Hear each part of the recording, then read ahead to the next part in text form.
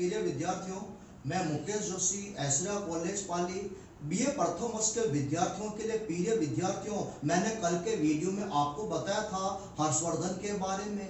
हर्षवर्धन के बारे में हमने पहले के वीडियो में अध्ययन किया था। हर्षवर्धन वर्धन वंश का दूसरा नाम है पुष्यभूत वंश। पुष्यभूत वंश की स्थापना पुष्यभूत नामक व्यक्ति ने की। उसके पश्चात हमने पढ़ा था प्रभाकर वर्धन। प्रभाकर वर्धन की 3 संतान, पहला था राज्यपाल, दूसरा था हर्षवर्धन, एक बहन का नाम था राजश्री। प्रभाकर वर्धन की मृत्यु के पश्चात शासक बना राज्यपाल। हमने ये भी पढ़ा था राजश्री की शादी कन्नौज के मोखरी वंशी शासक ग्रहवर्मा के साथ हुई। तत्पश्चात बंगाल, बिहार और उड़ीसा के शासक गौड़ शासक शशांक के कहने पर मालवा के शासक देवगुप्त ने ग्रहवर्मा की हत्या कर दी। राजश्री को कन्नौज की जेल में डाल दिया। राज्यपाल आगे बढ़ा, मालवा के शासक को मौत की घाट उतारा। उसके पश्चात हमने पढ़ा था गौड़ शासक शशांक ने धोखे से राज्यपाल की हत्या कर दी। राज्यपाल की मृत्यु के पश्चात उसका छोटा भाई हर्षवर्धन 606 से 647 ईस्वी तक शासक बना। मैंने बताया था वर्धन वंश की राजधानी कौन सी थी? थानेश्वर, हरियाणा। अब हर्षवर्धन के 2 उद्देश्य थे। पहला उद्देश्य था अपने भाई राज्यपाल की मृत्यु का बदला लेना और दूसरा उद्देश्य था कन्नौज के कारागृह से अपनी बहन राजश्री को मुक्त कराना। हमने ये भी पढ़ा हर्षवर्धन अपनी सेना लेकर रवाना हुआ। बीच मार्ग में उसे सूचना प्राप्त हुई कि राजश्री विंध्याचल के वनों में सती होने के लिए निकल गई। बौद्ध भिक्षु दिवाकर मित्र की सहायता से उसने अपनी बहन को सती होने से बचाया। उसके पश्चात हमने पढ़ा था अब हर्षवर्धन आगे बढ़ा, गौड़ शासक बंगाल, बिहार और उड़ीसा की ओर चला गया, कन्नौज को खाली कर दिया। अब जब तक गौड़ शासक शशांक जीवित रहा, हर्षवर्धन उस पर आक्रमण करने का साहस नहीं कर पाया। उसकी मृत्यु के पश्चात हर्षवर्धन आगे बढ़ा और उसके राज्यों पर अधिकार कर लिया। प्रिय विद्यार्थियों, पंच भारत की विजय। प्रसिद्ध चीनी यात्री ह्वेन सांग हर्षवर्धन को पंच भारत का विजेता बताता है। पंच भारत से तात्पर्य है बंगाल, बिहार, उड़ीसा, कन्नौज और पंजाब। इन 5 राज्यों को हर्षवर्धन ने जीता। इसीलिए ह्वेन सांग ने हर्षवर्धन को क्या बताया? पंच भारत का विजेता बताया। वापस एक बार सुन लेना, पंच भारत से तात्पर्य है बंगाल, बिहार, उड़ीसा, कन्नौज और पंजाब। हर्षवर्धन की अगली विजय लेते हैं सिंधु प्रदेश की विजय। हर्षवर्धन के समकालीन सिंधु प्रदेश का शासक था सिंधुराज, बौद्ध धर्म का अनुयायी था। हर्षवर्धन ने सिंधु पर आक्रमण किया, वहां के शासक सिंधुराज को हराया। बाद में दोनों आपस में मित्र बन गए और हर्षवर्धन ने उसका सिंध प्रदेश उसको वापस लौटा दिया। हर्ष की अगली विजय कश्मीर विजय। महात्मा बुद्ध का दांत महात्मा बुद्ध का दांत कश्मीर के शासक के पास रखा हुआ था। महात्मा बुद्ध के दांत को प्राप्त करने के लिए हर्षवर्धन ने कश्मीर पर आक्रमण किया, कश्मीर को जीता, वहां के शासक से वापस महात्मा बुद्ध का दांत प्राप्त किया। वापस दोनों में मित्रता हो गई और हर्षवर्धन ने कश्मीर का राज्य वहां के शासक को वापस सौंप दिया। सिंधु नरेश को भी सौंप दिया और कश्मीर के शासक से केवल महात्मा बुद्ध का दांत प्राप्त किया और उसे उसका राज्य वापस सौंप दिया। चलते हैं आगे। उसके पश्चात लेते हैं वल्लभी विजय। वल्लभी गुजरात में स्थित। वल्लभी का शासक था ध्रुव सेन द्वितीय। नौसारी अभिलेख गुजरात से प्राप्त नौसारी अभिलेख से ज्ञात होता है हर्षवर्धन ने वल्लभी पर आक्रमण किया, वहां के शासक ध्रुव सेन द्वितीय को पराजित किया। बाद में दोनों में मित्रता की स्थापना हो गई और हर्षवर्धन ने अपनी पुत्री की शादी ध्रुव सेन द्वितीय के साथ कराई। दोनों में पुनः मित्रता की स्थापना हो गई।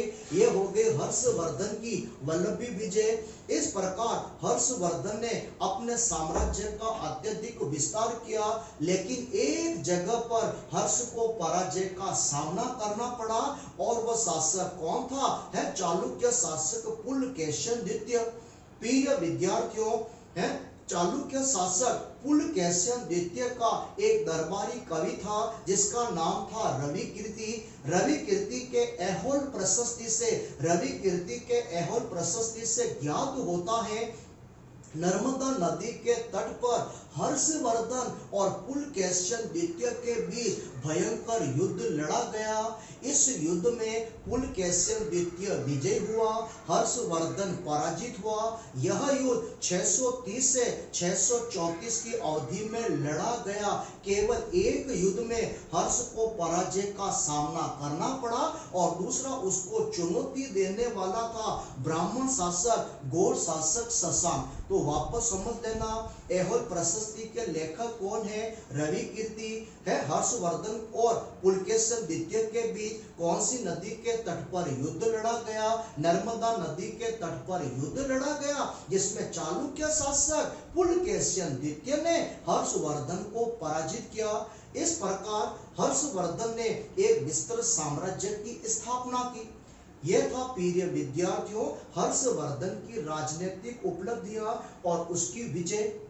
अब लेते हैं प्रिय विद्यार्थियों हर्षवर्धन का धर्म। समझना, सर्वप्रथम हर्षवर्धन भगवान शिव का भक्त था, शैव धर्म का अनुयायी था। लेकिन जब से वह बौद्ध भिक्षु दिवाकर मित्र के प्रभाव में आया, बौद्ध भिक्षु दिवाकर मित्र के प्रभाव में आने के बाद हर्षवर्धन ने बौद्ध धर्म स्वीकार कर लिया, महायान बौद्ध धर्म को स्वीकार किया है। उसके पश्चात हर्षवर्धन प्रसिद्ध चीनी यात्री ह्वेनसांग के प्रभाव में आया और चीनी यात्री ह्वेनसांग जो स्वयं बुद्धिस्ट था, महात्मा बुद्ध का शिष्य था, महात्मा बुद्ध का अनुयायी था, है बुद्धिस्ट ह्वेनसांग के प्रभाव में आने के बाद हर्षवर्धन पूर्णतया बौद्ध धर्म का अनुयायी बना। तो हर्षवर्धन को महायान बौद्ध धर्म की प्रारंभिक शिक्षा किसने दी? बौद्ध भिक्षु दिवाकर मित्र ने दी। उसके पश्चात हर्षवर्धन को बौद्ध धर्म की पूर्णतया शिक्षा किसने दी? प्रसिद्ध चीनी यात्री बौद्ध भिक्षु ह्वेनसांग ने दी। हर्षवर्धन जो पहले शैव धर्म का अनुयायी था, अब हर्षवर्धन किस धर्म का अनुयायी बन गया? अब हर्षवर्धन है महायान बौद्ध धर्म का अनुयायी बन गया। शिव भक्त से क्या बन गया? शिव भक्त से बन गया महायान बौद्ध धर्म का अनुयायी। प्रिय विद्यार्थियों हर्षवर्धन ने बौद्ध धर्म को राजकीय धर्म घोषित किया। बौद्ध धर्म के प्रचार प्रसार के लिए विभिन्न प्रकार के प्रयास किए। हर्षवर्धन की धार्मिक उपलब्धियां क्या रही? देखते हैं धार्मिक उपलब्धियां। पहला करते हैं कन्नौज धर्म सम्मेलन। क्या था कन्नौज धर्म सम्मेलन? सुनना प्रिय विद्यार्थियों हर्षवर्धन ने 641 ईस्वी में अन्य सभी धर्मों की तुलना में महायान बौद्ध धर्म को सर्वश्रेष्ठ सिद्ध करने के लिए कन्नौज में एक धार्मिक सम्मेलन बुलाया। सम्मेलन कहाँ बुलाया? कन्नौज में बुलाया। बुलाने का उद्देश्य क्या था? अन्य सभी धर्मों की तुलना में महायान बौद्ध धर्म को सर्वश्रेष्ठ सिद्ध करने के लिए उसने कन्नौज धर्म सम्मेलन का आयोजन किया। कन्नौज धर्म सम्मेलन का अध्यक्ष है HOD हेड ऑफ डिपार्टमेंट किसने बनाया? अध्यक्ष बनाया महायान बौद्ध धर्म के आचार्य ह्वेनसांग को उसका अध्यक्ष बनाया। प्रिय विद्यार्थियों कन्नौज धर्म सम्मेलन जो 641 ईस्वी में हुआ उसमें बहुत सारे राजाओं ने लगभग उसमें 2000 राजाओं ने भाग लिया। कन्नौज धर्म सम्मेलन में 30,000 बौद्ध आचार्यों ने बौद्ध भिक्षुओं ने भाग लिया और केवल 200 ब्राह्मणों ने भाग लिया। 200 ब्राह्मण, कोई कहते हैं 300 ब्राह्मण, केवल 200-300 ब्राह्मणों ने भाग लिया। ब्राह्मण वहां पर आए और हर्षवर्धन से कहा, ए हर्षवर्धन वापस बोल। तो क्या कहा आपने? हर्षवर्धन ने कहा कन्नौज धर्म सम्मेलन में ह्वेनसांग विजय घोषित होगा, महायान बौद्ध धर्म सर्वश्रेष्ठ धर्म घोषित होगा और वाद विवाद में ह्वेनसांग सबको हराएगा। ब्राह्मणों ने कहा, ए हर्षवर्धन वापस बोलना तो वो चीनी भिक्षु, वो बौद्ध भिक्षु वाद विवाद में हम ब्राह्मणों को पराजित करेगा, हम ब्राह्मणों को, और आज तक पृथ्वी पर ऐसा कोई पैदा नहीं हुआ जो वार्तालाप में, वाचालता में हम ब्राह्मणों को परास्त कर सके। देखते हैं कितने बौद्ध भिक्षु, 33,000 बौद्ध भिक्षु और हवेलसा 30,000 बौद्ध भिक्षु एक तरफ और 200-300 ब्राह्मण एक तरफ। हर्षवर्धन देखना, पराजित होंगे बौद्ध भिक्षु, जीतेंगे तो केवल ब्राह्मण, अन्यथा तेरे हवेलसांग को। अब हर्षवर्धन घबरा गया, हर्षवर्धन समझ गया ब्राह्मण बोलने में बहुत वाचाल, ब्राह्मण ज्ञान का भंडार है, ब्राह्मणों को वाद विवाद में हराना मामूली कार्य नहीं है। हर्षवर्धन घबरा गया, अब भय के मारे उसने कहा, ए ब्राह्मणों रुको रुको रुको, क्या है? ब्राह्मणों ने कहा क्या है कि रुको। हर्षवर्धन ने एक बहुत ही गलत कार्य किया। क्या गलत कार्य किया? हर्षवर्धन ने ब्राह्मणों को चेतावनी दी, यदि किसी भी ब्राह्मण ने कन्नौज धर्म सम्मेलन में बौद्ध भिक्षुओं से वार्तालाप किया तो सबकी जीभ काट दी जाएगी। जो हवेलसांग और बौद्ध भिक्षु बोलते जाए, ब्राह्मणों चुपचाप सुनते रहना, जुबान चले नहीं कि मैंने तुम्हारी जुबान काटी नहीं। अब ब्राह्मण ऐसे बड़े गुस्से वाले होते हैं, बड़े रूढ़िवादी होते हैं, बड़े क्रोधित होते हैं, लेकिन डर भी जल्दी जाते हैं। अब जैसे ही हर्षवर्धन ने धमकी दी, ब्राह्मण घबरा गए, डर के मारे कन्नौज धर्म सम्मेलन में चुपचाप बैठ गए हैं।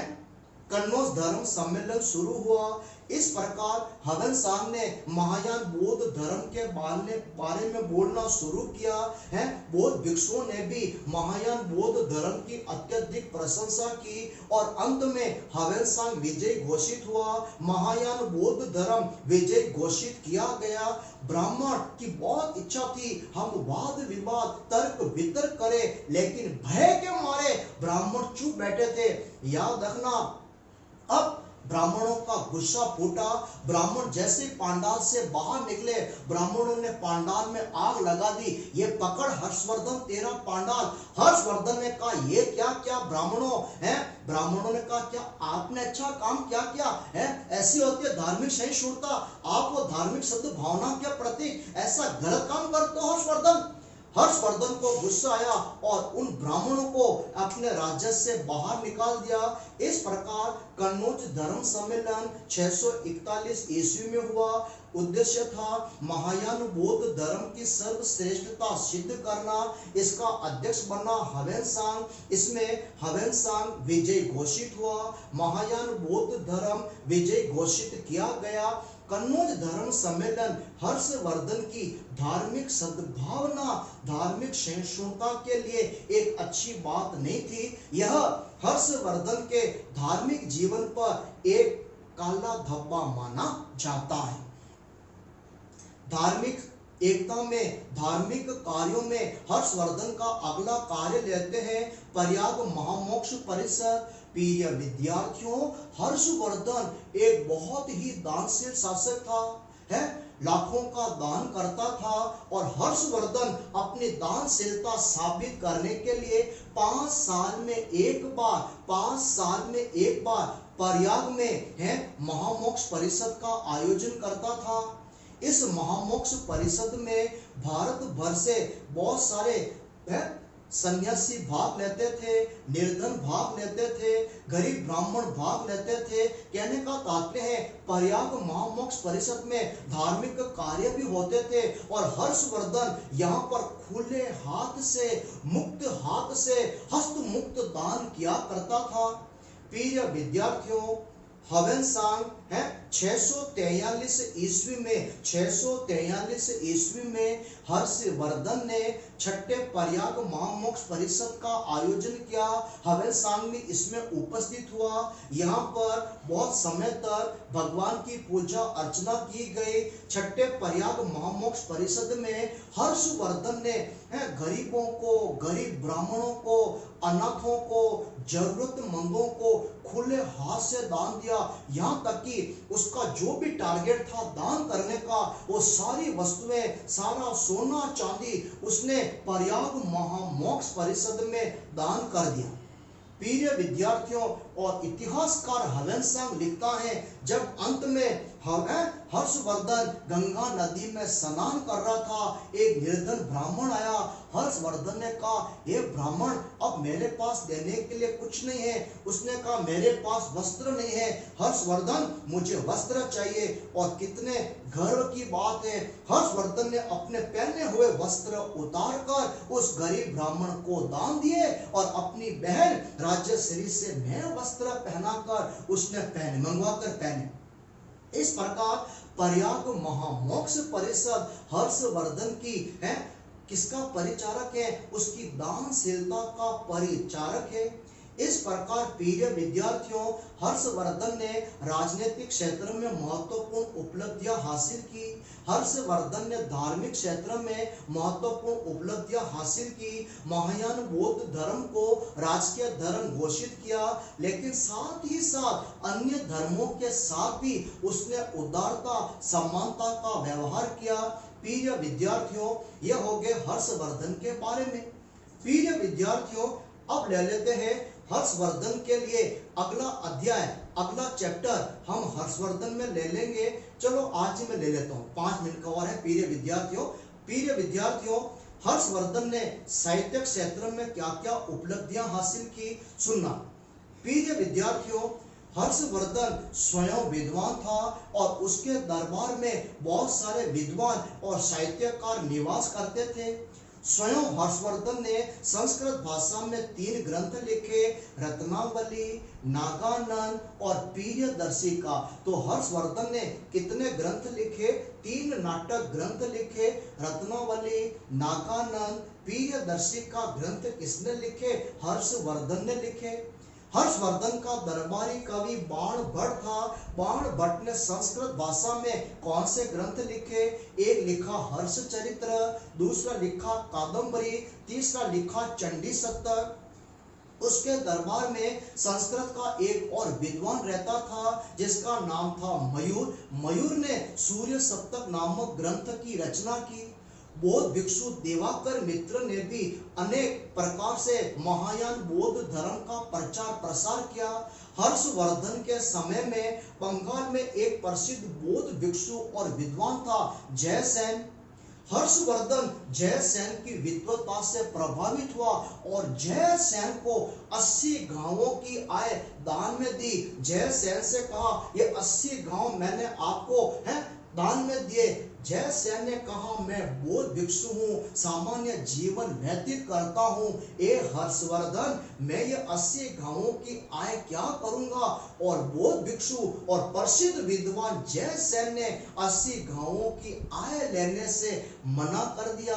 ये था प्रिय विद्यार्थियों हर्षवर्धन के समय में साहित्यिक उपलब्धियां।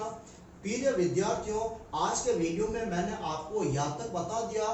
कल हर्षवर्धन के बारे में थोड़ी बहुत छोटी छोटी जानकारियां वो बता दूंगा और इसमें से 2-2 अंक के कौन से प्रश्न पूछे जाते हैं। 2 अंक के प्रश्न, हालांकि 2 अंक के प्रश्न बड़े उत्तर याद करोगे तो 2 अंक के प्रश्न निकल आएंगे। फिर भी आप विद्यार्थियों की सुविधा के लिए कल के ऑनलाइन वीडियो क्लासेज में मैं 2 अंक के प्रश्नों की अलग से विवेचना कर दूंगा। प्रिय विद्यार्थियों, ये हो गया हर्षवर्धन के बारे में। मैं मुकेश जोशी, एसरा कॉलेज इतिहास व्याख्याता, और हम लोग आपको जो ये ऑनलाइन क्लासेस अवेलेबल करा रहे हैं, मैं हमेशा आपको कहता आया हूं और आज भी आपको कहता आया हूं, हमको प्रेरित करने का पूरा श्रेय हमारे कॉलेज के डायरेक्टर सर श्रीमान जी ताजवीर सिंह जी राठौड़ सर को जाता है। उनके लिए हार्दिक धन्यवाद। थैंक यू, धन्यवाद।